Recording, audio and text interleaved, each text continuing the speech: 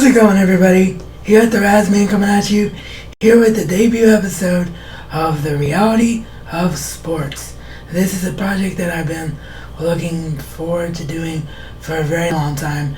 For those of you that don't know, that aren't subscribed to my main channel, Razman's Reality, and don't know, the original idea behind that channel was for it to be a channel about sports and my opinions on the subject, because that has always been my dream, to be a sports commentator or a sports analyzer.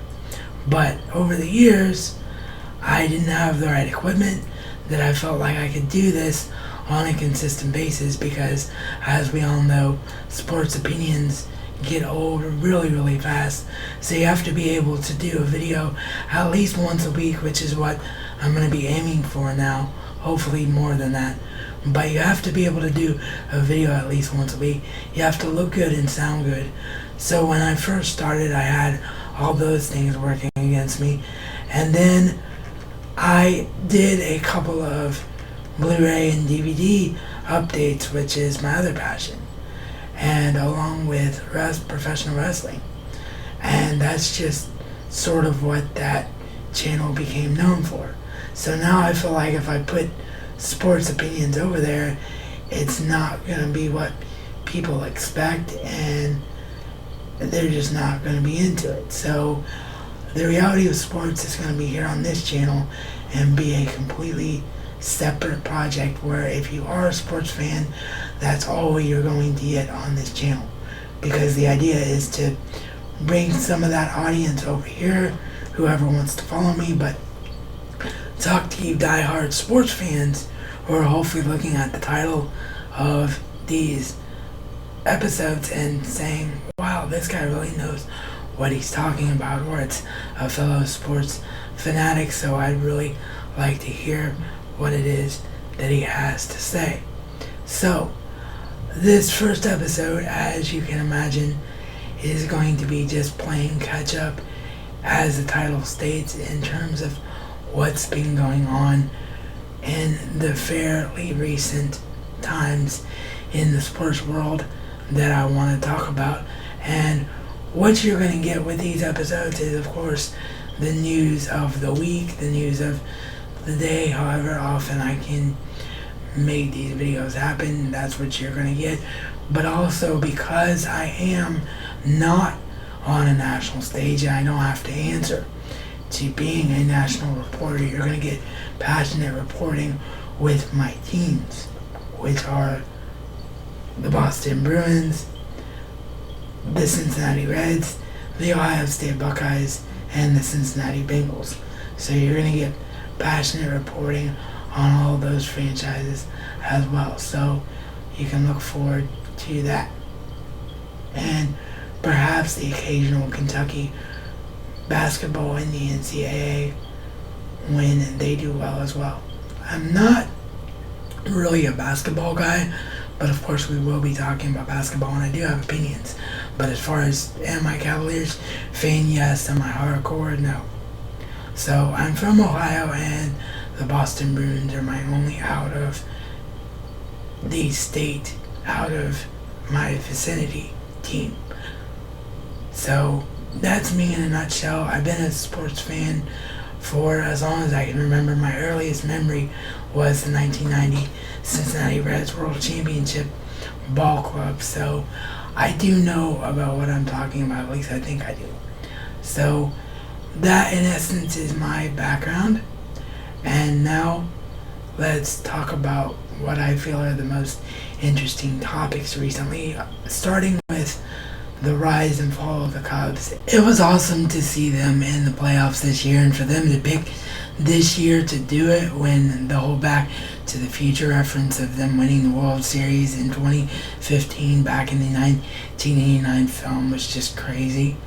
So I was really pulling for them, even as a hardcore Reds fan, and them being a Central Division rival.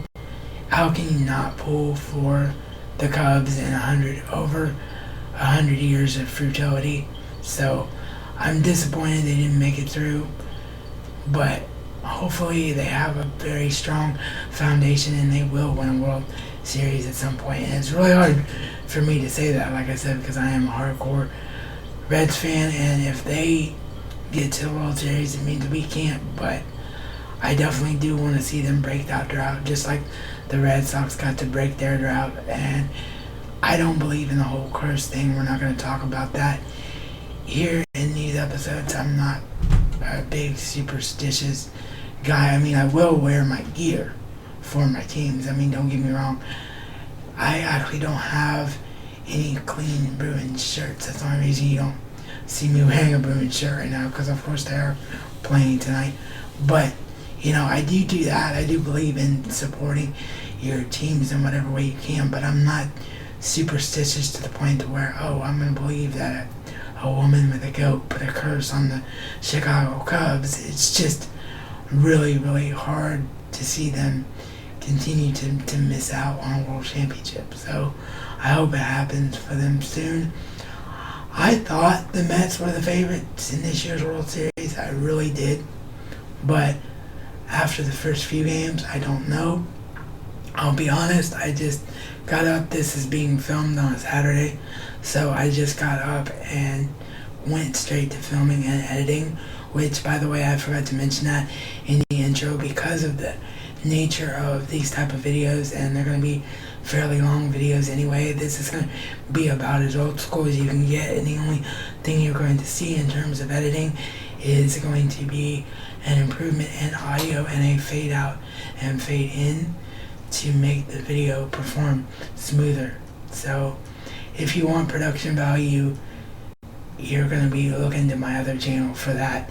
This is just going to be as old school as you can get, the guy doing sports reporting in front of the camera. But the reason I bring it up is that I didn't see what happened in Game 3 of the World Series yet. So I don't really know if the Mets won or not. But I did on paper think that they were the favorites of this year's World Series. But the Kansas City Royals are surprising me, and the teams are fairly even on paper. And the reason I didn't see the game last night was because, of course, the Boston Bruins played against the Florida Panthers at the same time. So I don't have the ability to stream my NHL Game Center Live or to watch. I don't really like calling it a stream, even though that's what it is, because even though it goes through the quote-unquote internet with the PS4, that there's no quality loss at all. You're just a minute behind a quote-unquote normal broadcast. You gotta love technology and the fact that you can live anywhere and watch any team you want now. But yes, that's why I didn't see Game 3 of the World Series, is simply because of that reason. So I don't know what happened there yet, because I haven't seen the scores. But the teams are a lot more even than I thought that they were on paper. So it's going to be really interesting to see if Kansas City can pull this off. And they haven't won a World Series in a very long time, as well as the Mets. So for either team, it's going to be a good thing. I just personally, don't want to see the Royals win, because, of course, my Reds had to trade away Cueto to the Royals. So if Cueto wins a World Series, it's going to be like a knife in my gut. But we'll see what happens there. Speaking of the Royals, that, of course, is the other big topic of recent times, with Edison Volquez's father passing away, another former Red. So really fell for him in terms of that. But his father passed away on the night that he was supposed to pitch in Game 1 of the World Series. So what is all of you's opinions out there on the internet through the YouTube land that are watching these episodes? What do you guys think?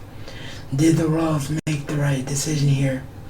Every one of these is going to have, something that I'm talking about that I really want strong opinions from all of you. Of course, you can leave opinions on anything you want, but the call to action, so to speak, is going to be like one topic an episode.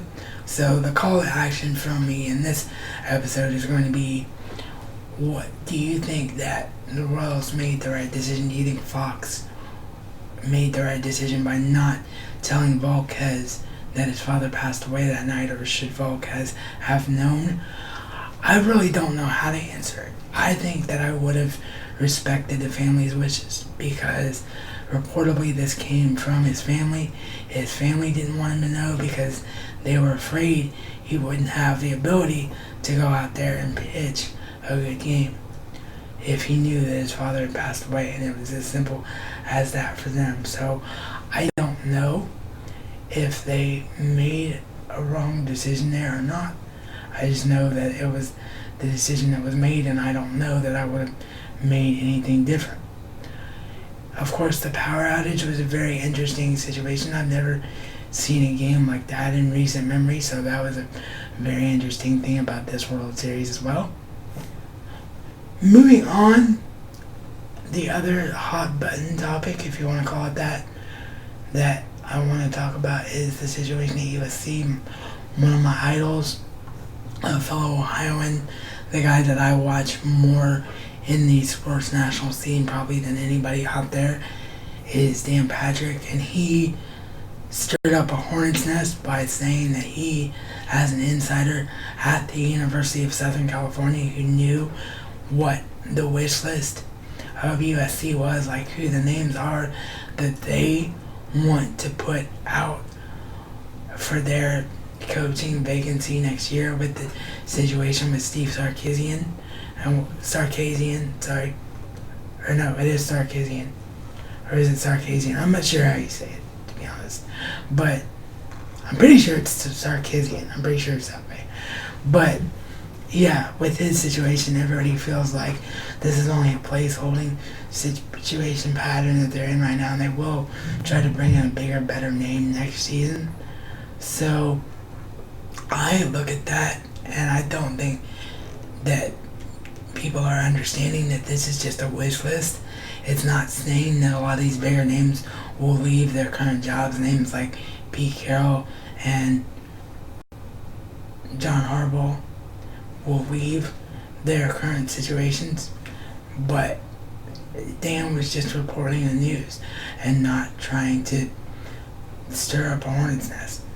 I look at guys like those two, and I also look at Jim Kelly in Philadelphia. I feel like if things continue to be just so and they don't get things back on track there, that he might entertain the idea of going back to college for a high-profile job like USC. But is USC really a high-profile job? Because you still have the controversy with Reggie Bush and what did Pete Carroll know, what didn't he know, that still kind of hangs over that university's head. Now, Ohio State overcame it. Of course, we overcame it with what happened with the Jim Tressel situation, but that was a far less important, and I apologize, my dog just got picked up in the background by my Yeti stereo microphone there, but of course that was a far less damaging situation than was the situation at USC. So that, in my opinion, is still hanging over that university's head. They didn't get the right guy when Pete Carroll felt like he had to step away, and plus he had this perfect opportunity in Seattle with the Seahawks at the time that of course has for the most part worked out very well for him, with the exception of the season. He's won a Super Bowl there, so he definitely made the right call for him. But I feel like that whole situation is still hanging over USC's head, and they didn't really name the guy they wanted to name. They went with a guy in Sarkisian who was a guy that knew their system and a guy that didn't have a big learning curve when they made the choice to go with him. I don't really think they named their guy. So to me, even though it's a high profile job, it's a job you have to think about twice. Do you take it? Because there is so much pressure at USC. USC is Ohio State level pressure, Oregon level pressure, Florida level pressure, Florida State level pressure, Notre Dame level pressure. it's as much pressure, if not more pressure, than an NFL job will be. So it's an interesting thing because it's like, do you want to take that job or not? With that being said, I don't know what they're going to do in that case. I do expect them to try and bring a bigger name in there, but I think it might be harder than what they think it is to get a bigger name in there. And let's touch base with what's going on with my franchise. Of course, there's no real news with the Reds because it's the off season right now. I was a little bit surprised that Brian Price was given a third year because, this team was primed to win now, and then they sort of bit the bullet and said, okay, we're not going to win now. We're going to have Homer Bailey and arms of the future. So it's much like what the New York Mets have done. It's arms of the future that are arms of now. That's what the Reds are banking on. And of course, they still have Votto and Bruce and Phillips for maybe 2 more years if they're lucky, 1 more year guaranteed. So the window is closing fast. Or maybe, and of course, I can't forget Todd Frazier either, and the amazing season he had. So it's really, I think, about the Reds realizing that they had to bring back Frazier again. They're banking on a healthy Mesoraco. Basically, what they're banking on is Votto, Bruce, Phillips, Frazier, and a healthy Mesoraco. They're looking at a high-profile offense to carry them through, and these young arms to really show their potential, and Homer Bailey to be the anchor of that staff if he's able to come back successfully from Tommy John. So I think they made the best choice financially and future-wise that they could make. Yeah, I wish they would have been able to keep Cueto, but we'll see what happens there. But I was a bit surprised that Price was given another year because I didn't think that the team was really responding to them. And I thought that after what happened with the Dodgers and Don Mattingly, that there was a guy that really could fit the Reds system, and the Reds players would really respond to him and the success he's had. So I was a bit surprised that they didn't try to do whatever they could do, behind the scenes without it being public to say what's going on there. Is Don going to be available? But they didn't. They're sticking with Brian Price for another year. So we'll see what happens with Don Mattingly now in Florida when that becomes quote-unquote official after the World Series. But yeah, I would have gone with Don Mattingly. I don't dislike Brian Price. I just wonder if he's the right guy. I guess we'll find out if we make the postseason this year. If we can at least make a run at the postseason this year, then I will have more faith in Brian Price than I do. Of course, the Ohio State Buckeyes and the Cincinnati Bengals both remain undefeated, both looking very dominant. Urban Meyer finally making the decision to go with JT Barrett, something that should have happened from day one. You can look at what Cardell did in the miracle of winning a national championship last year if you want, sure, but JT Barrett is the better all-around quarterback. He does make that offense go. He does give you the threat of a dual quarterback, an option quarterback, which you need in an Urban Meyer system. It's been proven with every team he's ever had that's been successful. So I don't know why the decision wasn't made to go with him from day one, but you look at last week against others and you can see the kind of difference that it does make with JT Barrett in there. So I think we're poised for that showdown with Michigan State and that showdown with that team up north now. And I think once we get past them, we're going to repeat as national champions. None of the other games besides those showdowns with the teams from that state up north make me nervous on our schedule. So I will be recapping each week, of course, but I'm really, really looking forward to delving deep into those matchups when we get there. And as far as the Bengals go, they've exceeded every expectation I had for them. It's great to see Andy Dalton finally shutting up his career. I'm very, very nervous, as I always am, whenever the Pittsburgh Steelers come to town. Can they do it? Can they, do what the 72 Dolphins did? I hope that they can. But both this game and the Thursday night game against Miami next week are the ones that are making me the most nervous. Or not Miami, sorry. I don't know why I said Miami. That was last year on Thursday Night Football. Of course, I mean Cleveland. Are the games that make me the most nervous.